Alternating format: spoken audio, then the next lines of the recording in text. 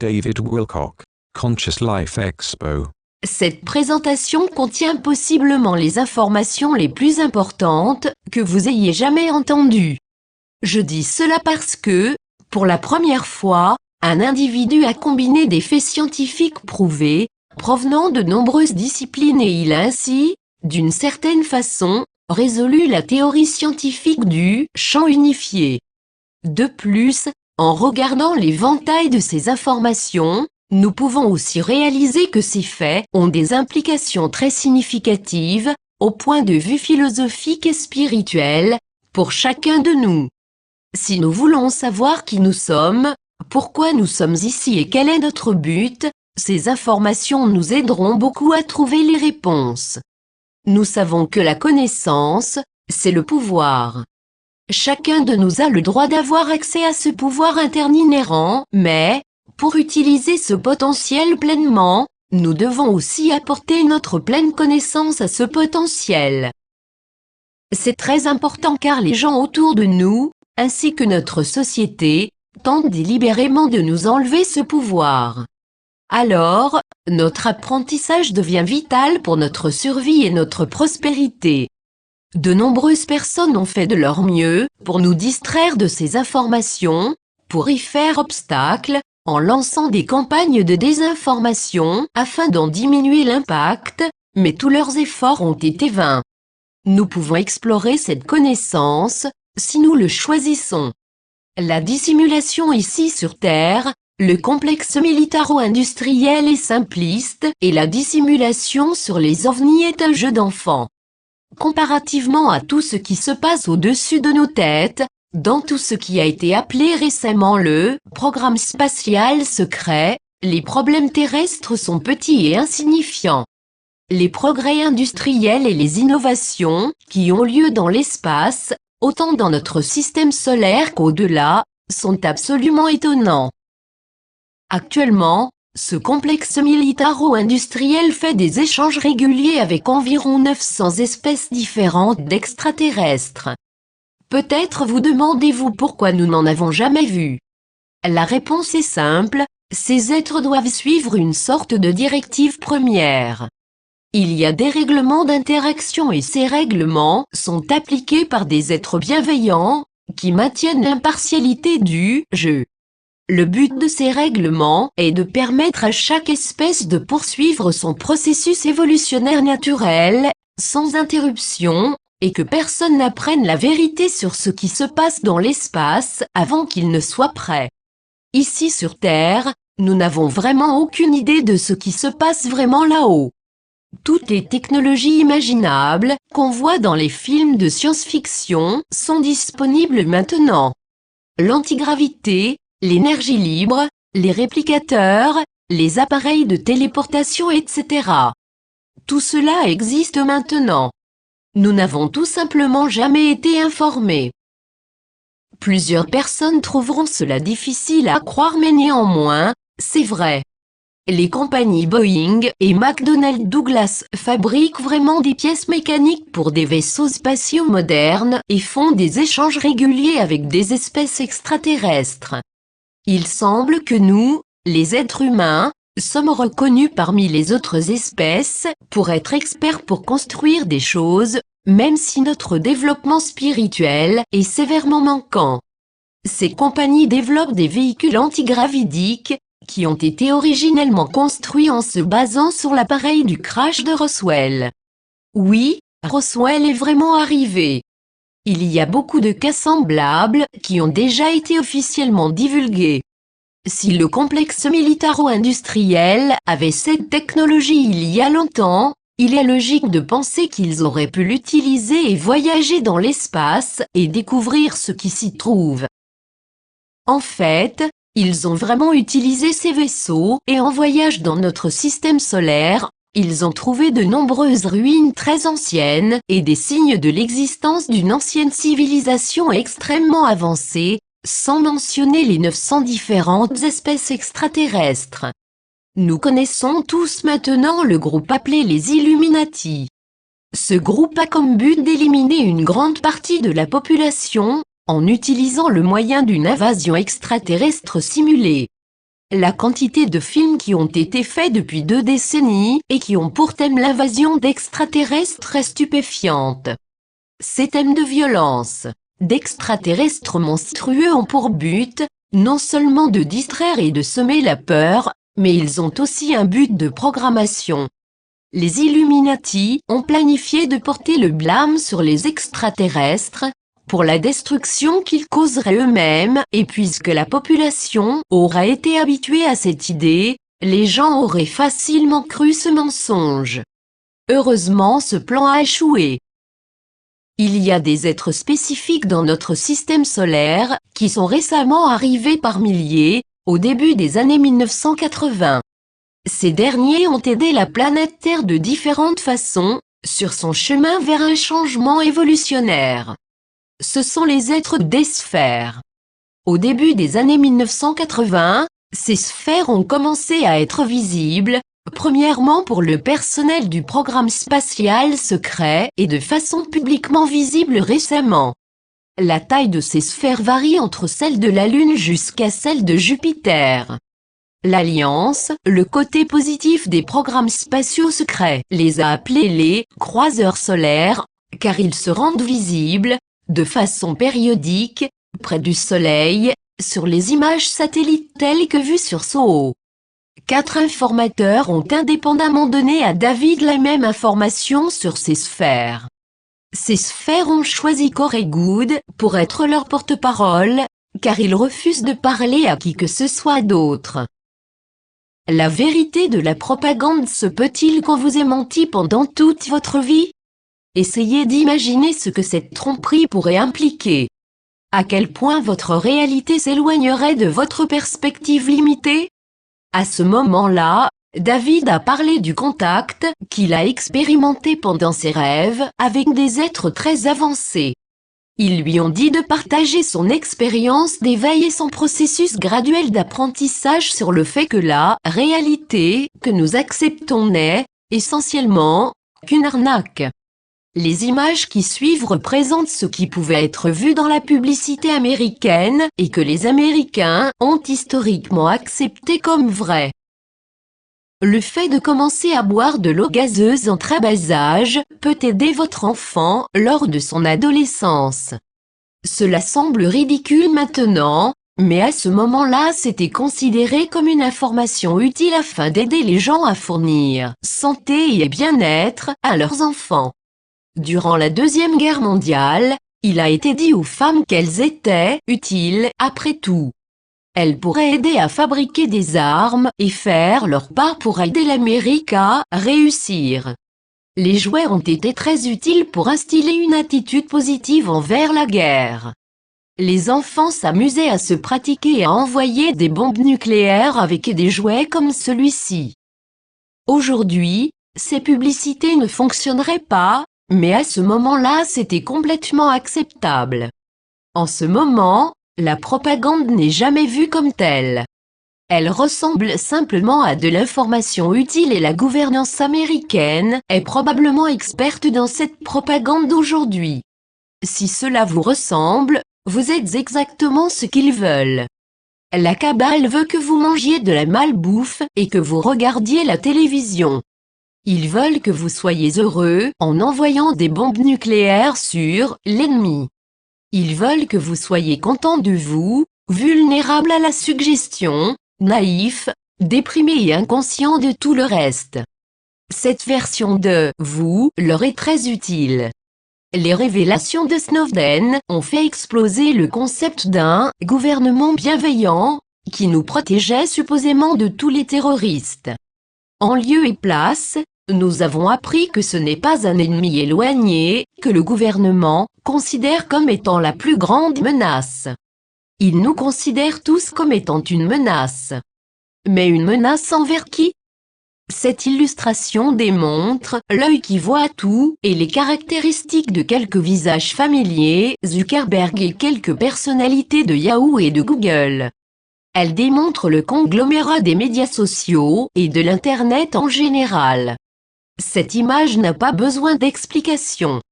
La NSA, la seule partie du gouvernement qui vous écoute vraiment. L'État policier américain existe déjà, simulacre de noyade, application de torture, surveillance globale. Le physicien théoricien et auteur, le Dr James Gladfelder, a fait une découverte intéressante. Il a répertorié toutes les entreprises transnationales du monde, il a organisé les données selon les profits et la distribution des richesses et a utilisé de superordinateurs pour calculer le résultat. Voici ce qu'il a trouvé, 80% de toute la richesse du monde est entre les mains de 147 entreprises. Les 2/3 de ces entreprises sont, comme par hasard, les mégabanques. Ce réseau complexe d'entreprises transnationales, économiquement parlant, n'est constitué, en fait, que d'un groupe de contrôle qui donne l'illusion de la multiplicité. Ce groupe extrait les richesses de notre planète et à de nombreux niveaux, très profonds. Toutes ces banques et toutes ces entreprises sont interconnectées. Mais où va tout cet argent? Si vous déplacez 10 $ d'un endroit à un autre, ce 10 $ se trouve quelque part sur la planète. Logiquement, si le monde n'a vraiment plus d'argent, c'est parce que cet argent est ailleurs. Si vous avez un PIB, produit intérieur brut, de 62 trillions de dollars, cet argent doit se trouver quelque part sur Terre. Il n'est pas possible qu'il y ait un effondrement économique simplement en déplaçant de l'argent d'un endroit à un autre, à moins que cet endroit ne se trouve pas sur la planète. Si vous n'avez pas encore réalisé qu'il est possible que notre cher gouvernement ne soit pas ce qu'il semble être, vous n'avez pas encore rien lu sur l'opération Northwood. En lisant ce document, n'oubliez pas que tous les chefs d'état-major ont signé ce plan, c'est-à-dire tous les officiers militaires de haut niveau. Le 13 mars 1962, ce plan a été présenté au président Kennedy, en tant que série d'opérations sous fausse bannière. Le but était de monter un coup contre Cuba, par une sorte de fausse campagne de terreur et d'utiliser de nombreux actes de sabotage simulés, comme excuse pour les envahir/les détruire. Voici un extrait de ce document. 8. Il est possible de créer un incident qui démontrera, de façon convaincante, qu'un avion cubain a attaqué et descendu un avion civil nolisé, à partir des États-Unis, en route vers la Jamaïque, le Guatemala, le Panama ou le Venezuela. La destination serait choisie pour faire passer le plan de vol au-dessus de Cuba. Les passagers pourraient être un groupe d'étudiants, en congé ou tout groupe de personnes ayant un intérêt commun, afin de supporter la thèse d'un vol nolisé. 3. Ce plan, incluant des projets choisis dans les suggestions, ou en provenance d'autres sources, pourrait être développé en concentrant tous les efforts sur un objectif spécifique ultime, qui pourrait fournir une justification adéquate pour une intervention militaire américaine. Un tel plan pourrait permettre l'élaboration logique d'incidents combinés avec d'autres événements ne semblant pas être reliés, afin de cacher l'objectif ultime et de créer l'impression nécessaire suggérant que Cuba est irresponsable, et ce à grande échelle, envers les autres pays autant qu'envers les États-Unis. Ce plan pourrait aussi intégrer le moment et les actions à faire. Le résultat désiré serait de placer les États-Unis en position apparente de victime, face au gouvernement irresponsable de Cuba, et ainsi développer l'image internationale d'une menace cubaine, contre la paix dans l'hémisphère occidental. A. Nous pourrions faire exploser un bateau américain à Guantanamo Bay et blâmer Cuba. B. Nous pourrions faire exploser un drone, n'importe où dans les eaux cubaines. Nous pourrions faire en sorte de causer un tel incident dans les environs de la Havane ou de Santiago, comme un résultat spectaculaire de l'attaque cubaine, à partir du ciel ou de la mer, ou des deux. La présence d'avions ou de bateaux cubains, occupés à investiguer l'intention des avions ou des bateaux, pourrait être une preuve assez convaincante que le bateau a été attaqué. La proximité de la Havane ou de Santiago pourrait être spécialement crédible, si des personnes avaient entendu l'explosion ou avaient vu le feu. Les États-Unis pourraient poursuivre par une opération de sauvetage, faite par les avions qui évacueraient les membres d'équipage non existants qui auraient pu survivre. La liste des victimes dans les journaux américains causerait une vague d'indignation nationale très utile. Ce genre de personne peut créer un incident simulé, provoquer une réaction publique et ensuite poursuivre le but qu'elles avaient au départ. C'est, essentiellement, 9/11e. C'est aussi le vol de l'avion malaisien MH370. C'est le genre de guerre que ce genre de personne a planifié. C'est une méthode commune pour saisir le contrôle de façon malicieuse et injustifiée. Ils veulent utiliser cette méthode pour une fausse invasion extraterrestre. Cela causerait de l'indignation. Et cela éliminerait une grande portion de la population et leur ferait atteindre leur but. Cela les aiderait à justifier leur nouvel ordre mondial et un gouvernement mondial et finalement les aiderait à maintenir un contrôle strict. Mais ils ont connu de l'opposition. Il y a un côté positif à ceci et c'est connu sous le nom de l'Alliance terrestre. Cette alliance inclut quelques-uns des plus grands pays de la planète. Ce sont généralement les pays du BRIC, le Brésil, la Russie, l'Inde, la Chine et l'Afrique du Sud. À l'extérieur de ces pays, il y a des pays typiquement contrôlés par la cabale en Europe, l'Australie et l'Amérique. Cette alliance exécute des piratages stratégiques et des collectes de données spécifiquement conçues pour cibler et enlever la cabale. Il y a aussi l'alliance du programme spatial secret, qui travaille souvent conjointement avec l'alliance terrestre. Ces deux groupes sont prêts à donner un coup final à la cabale, mais ils ont besoin de notre consentement. David a eu des informateurs qui ont indépendamment confirmé toute cette information depuis les 20 dernières années. Jusqu'au moindre détail, cette histoire se tient et il n'y a aucun doute dans son esprit que tout cela est réel. Différentes personnes l'ont menacé, lui disant d'arrêter ce qu'il fait. Sa vie a été menacée, au moins une fois et chaque fois qu'un informateur divulgue quelque chose, et ils savent que cela pourrait leur coûter la vie, le sérieux de la situation est confirmé. David mentionne que lors d'une des rencontres qu'il a eues avec Corey Goode, un hélicoptère noir Chinook leur a rendu une visite. L'hélicoptère a fait du surplace, très près de la maison de Corey durant de nombreuses minutes. Il était si près qu'il était possible de voir un homme à l'intérieur, sortant sa tête par la fenêtre et les regardant. Ce fut quelque chose de très inhabituel, car il n'y a pas de base militaire près de la maison de Corey. Tout cela est arrivé durant des rencontres importantes parmi les différents programmes spatiaux. C'est aussi arrivé après que Corey a été menacé et a reçu l'avertissement de ne pas s'approcher de la pleine divulgation. Une partie de l'Alliance veut que la pleine divulgation se fasse, mais une autre partie ne veut qu'une divulgation partielle.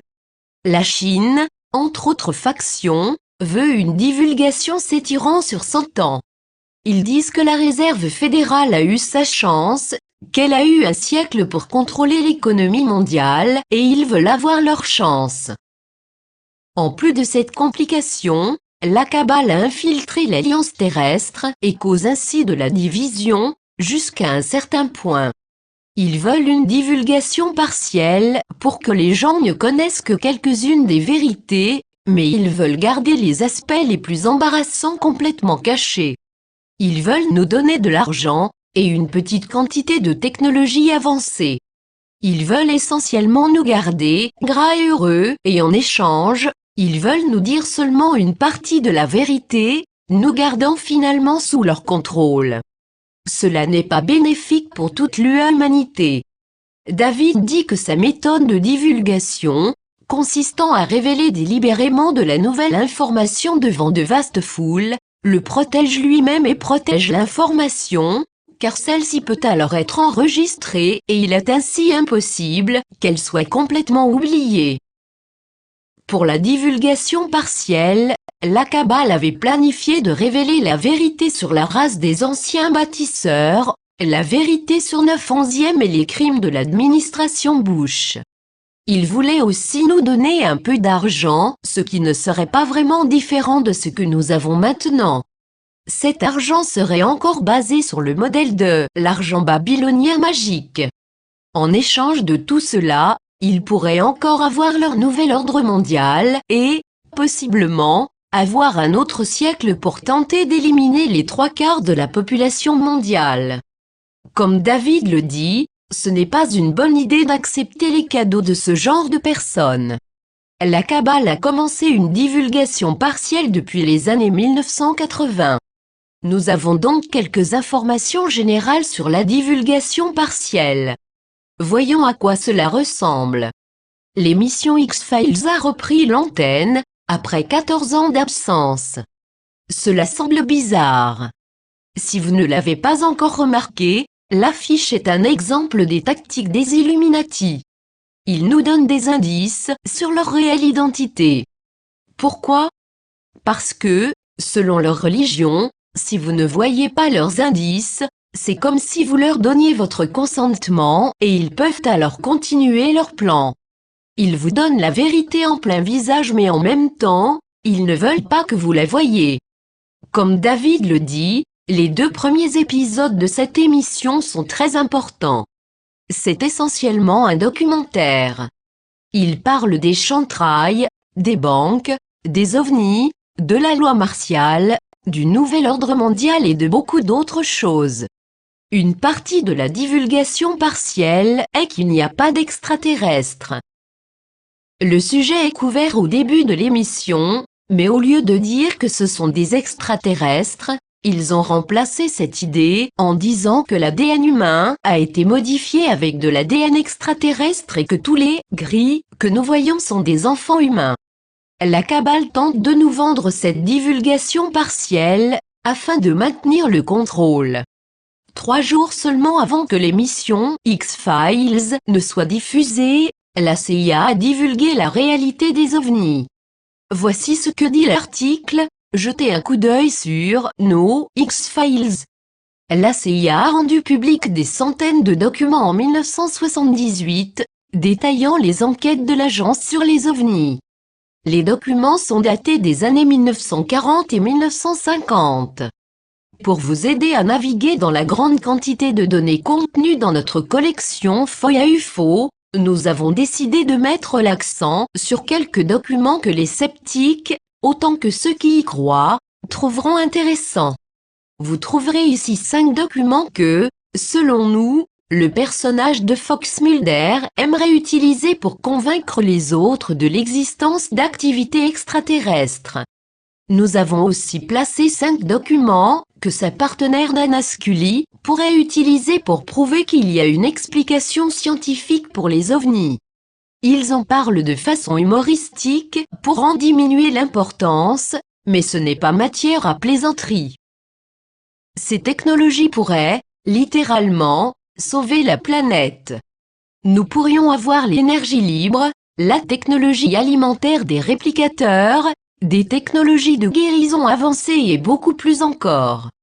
Nous ne serions plus dépendants des carburants fossiles et des prescriptions de médicaments, pour être vivants et prospérer. C'est ce genre de personnes qui veulent attendre un siècle avant de rendre disponible ce dont nous avons besoin maintenant. C'est ainsi qu'ils veulent que la divulgation partielle se passe. Ce n'est pas bénéfique pour toute la planète. Cela ne les rendrait pas responsables et il n'y aurait aucun changement véritable. La divulgation partielle n'est pas ce que nous voulons. Cela impliquerait essentiellement des guerres, des paroles en l'air, encore plus d'esclavage et de torture et la prolongation d'une société basée sur la dette. De plus, cela leur fournirait un autre siècle pour débuter leur 3e guerre mondiale et éliminer les 3/4 de la population. De plus, qui peut dire qu'à la fin de ce prochain siècle ils ne feraient pas encore la même chose qu'ils tentent de faire maintenant, ce qui est de rationaliser leurs méthodes pour continuer leurs affaires louches. Ils tentent de freiner les progrès maintenant. Qu'est-ce qui pourrait les empêcher de le faire encore dans 100 ans? On ne peut pas faire confiance à des trompeurs. Ce choix nous appartient, Notre destinée nous appartient et ils n'ont pas à nous contrôler pour un autre siècle. Si nous voulons la pleine divulgation, nous devons agir pour l'avoir. Nous devons exiger cette divulgation. Le réseau de télévision Internet, Gaïa, cherche présentement de nouveaux talents dans différents domaines. Ce réseau est aux premières lignes pour apporter un vrai changement. Les personnes qui veulent la fin du monde et éliminer la majorité de la population veulent que nous attendions 100 ans. Il va sans dire que nous avons assez attendu. La science des PSS. La science que nous allons maintenant étudier est une arme de vérité pour éliminer les Illuminati. Ces informations, si elles sont adéquatement propagées, démantèleraient la possibilité de lignes de temps négatives. La science traditionnelle a utilisé une sorte de magie mathématique que personne ne comprend. Ils ont placé l'accès à ces connaissances dans des diplômes universitaires et quiconque veut les étudier est alors programmé pour mettre en doute tout ce qui n'est pas dit par l'establishment scientifique. Ils ne veulent pas que vous soyez un apprenti actif. Ils veulent que vous croyiez qu'il n'y a pas de possibilité, au-delà de ce que la science traditionnelle vous dit. Si l'univers est bienveillant et intelligemment conçu, pourquoi serait-il difficile à comprendre ? L'univers est vivant et nous en avons des preuves.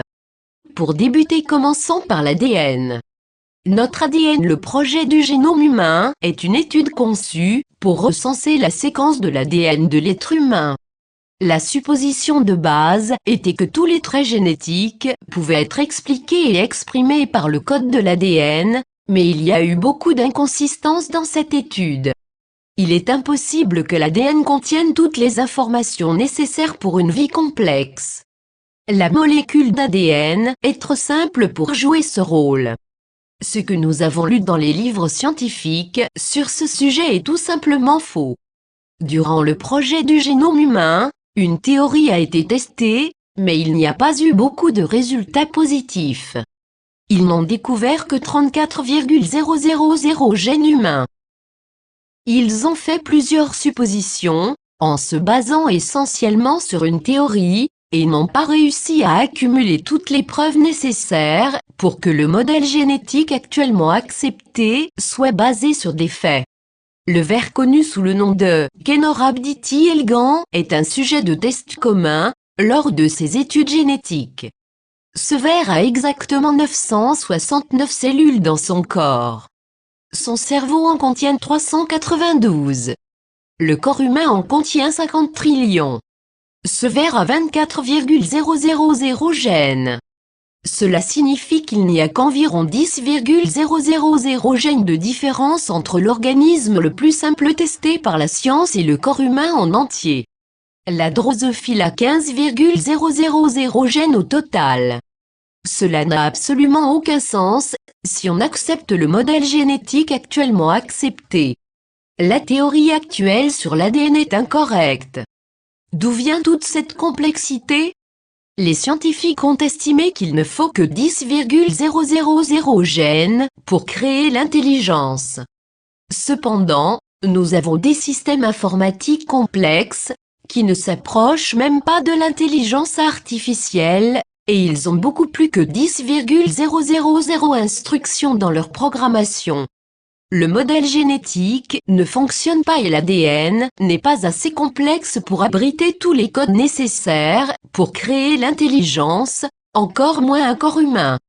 Il est très possible que la molécule d'ADN ne contienne pas le code lui-même, mais qu'il sert plutôt d'antenne pour attirer ce code à partir d'ailleurs. Il est très possible que la lumière soit ce code. La lumière est le signal que l'ADN attire, c'est pourquoi il y a beaucoup plus de complexité que ce que le code d'ADN seul peut contenir. La drosophile a 15,000 gènes au total. Cela n'a absolument aucun sens si on accepte le modèle génétique actuellement accepté. La théorie actuelle sur l'ADN est incorrecte. D'où vient toute cette complexité ? Les scientifiques ont estimé qu'il ne faut que 10,000 gènes pour créer l'intelligence. Cependant, Nous avons des systèmes informatiques complexes, qui ne s'approchent même pas de l'intelligence artificielle, et ils ont beaucoup plus que 10,000 instructions dans leur programmation. Le modèle génétique ne fonctionne pas et l'ADN n'est pas assez complexe pour abriter tous les codes nécessaires pour créer l'intelligence, encore moins un corps humain. Il est très possible que la molécule d'ADN ne contienne pas le code lui-même, mais qu'il sert plutôt d'antenne pour attirer ce code à partir d'ailleurs. Il est très possible que la lumière soit ce code. La lumière est le signal que l'ADN attire, c'est pourquoi il y a beaucoup plus de complexité que ce que le code d'ADN seul peut contenir. L'ADN attire la lumière. En 1984, les docteurs Piotr Garyav et Vladimir Poponin ont découvert ce qui a été appelé l'effet de l'ADN fantôme. Ces hommes ont mesuré la distribution des photos dans une chambre vide, entièrement noire et hermétiquement scellée, et ont enregistré les résultats. Ils ont ensuite observé la différence dans la distribution des photos, alors qu'il y avait un brin d'ADN dans la pièce et ils ont été étonnés des résultats. Cette image est le résultat obtenu dans les deux cas. Sans l'ADN, la distribution semble aléatoire. Lorsque l'ADN est placé dans la pièce, il attire les photons et les retient. Pour mettre les choses en perspective, il n'y a pas de force connue dans la nature qui peut accomplir cela, sauf une. C'est un trou noir. L'ADN a démontré la même force gravitationnelle qu'un trou noir. Prenez note aussi que dans le cas où l'ADN était dans la pièce, les photons ne sont pas éloignés les uns des autres, ils sont placés en forme d'hélice, tout comme un brin d'ADN. L'ADN attire probablement la lumière, parce que celle-ci a un rapport avec une fonction saine.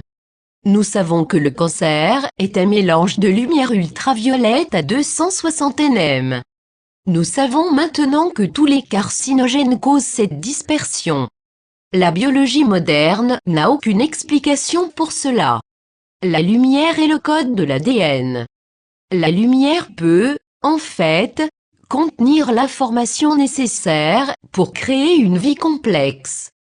C'est Vladimir Budakovsky qui a découvert que la lumière pouvait réparer les anomalies génétiques dans les organismes vivants.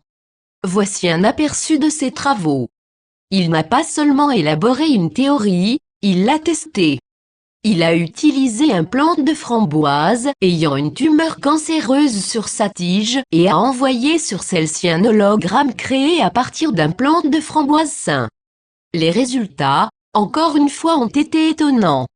La plante s'est guérie elle-même, après avoir reçu l'énergie de la lumière. Il a répété ce test de nombreuses fois, avant de conclure que cette technique holographique était une mesure curative pour de telles tumeurs. Il est fort possible que la lumière, de quelque façon, a la capacité de transporter le code génétique approprié d'une plante saine vers une plante malade, afin de la guérir. Il se pourrait aussi que cela fonctionne dans l'autre sens. Il n'a pas seulement élaboré une théorie, il l'a testée. Il a utilisé un plante de framboise ayant une tumeur cancéreuse sur sa tige et a envoyé sur celle-ci un hologramme créé à partir d'un plante de framboise sain. Les résultats, encore une fois, ont été étonnants. La plante s'est guérie elle-même, après avoir reçu l'énergie de la lumière.